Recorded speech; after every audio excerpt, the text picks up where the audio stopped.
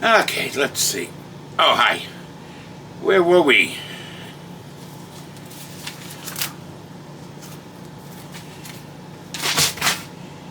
(1970). The story of my life.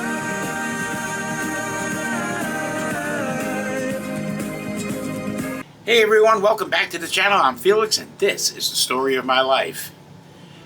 In my last video, I talked to you about how bipolar the 1960s were. But we ended up kind of going out on a good note. We had Woodstock, which was 3 days of love and peace. We had the moon landing. And then 1970 happened. And it was as though it was trying its best to undo all the good stuff that happened in the 60s. And that was for me, too.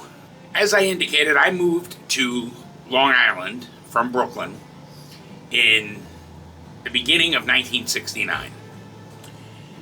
And in 1970, I was starting my first full year of school in this brand new world that I had been brought to. And I went from having tons of friends in Brooklyn and knowing everybody to really having no friends and knowing nobody. And that was kind of rough, on a 9 into 10-year-old. It was not an easy transition. And I was kind of the tough guy in Brooklyn. I was the guy who, I won't even say the kids were scared of. They didn't mess with me. Mainly because of my brother, I think. But it was just understood. Move forward to Long Island, and I was the opposite. I was the kid everybody was going to pick on. Not cool. So, my life was taking a turn for the worst. And then it was like all of the good things that happened in the 60s were getting reversed. For example, I did a video not too long ago about the British invasion. That all started with the Beatles. And it was the best music maybe in my lifetime. And then in 1970, the Beatles broke up. First Paul left the band, and then the rest of them just kind of went their separate ways. And that felt like the death of the British invasion. Then, in 1969, we landed on the moon, right? And everybody was all up in the air about it. It was beautiful, wonderful, great, oh my God. What JFK had promised had come true. He had said that by the end of the decade, we would put a man on the moon, and we did it. And then in 1970, we put Apollo 13 up. And that did not work out as well. We had a problem here. Just say again, please.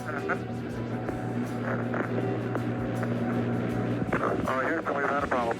Unfortunately, an oxygen tank exploded on board the spacecraft, and through a miracle and NASA's incredible ingenuity and the abilities of the crew, they were able to make it back to Earth safe. But it definitely put a dark cloud over the space program.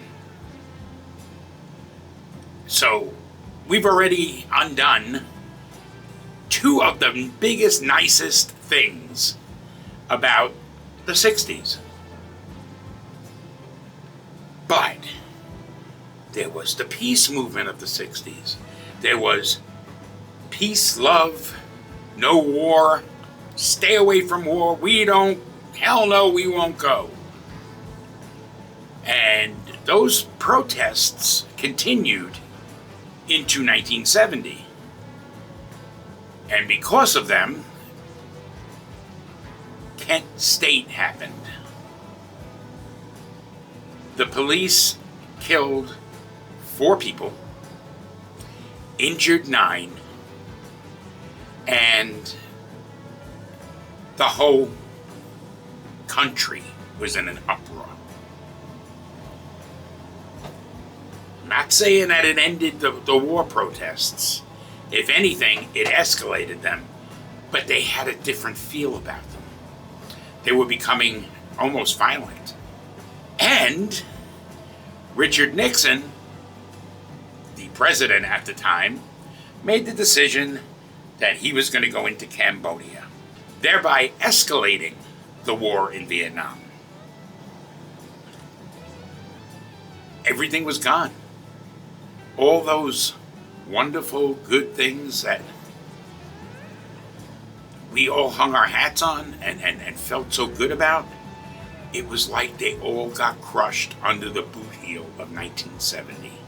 Then, to make matters worse in the world of music, not only did the Beatles break up, but then Jimi Hendrix and Janis Joplin died, both at age 27, and thereby started to form what's come to be known as the 27 Club. Famous people who died at the age of 27.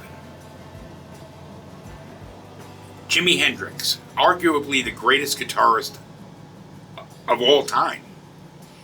Janis Joplin, the face of the counterculture.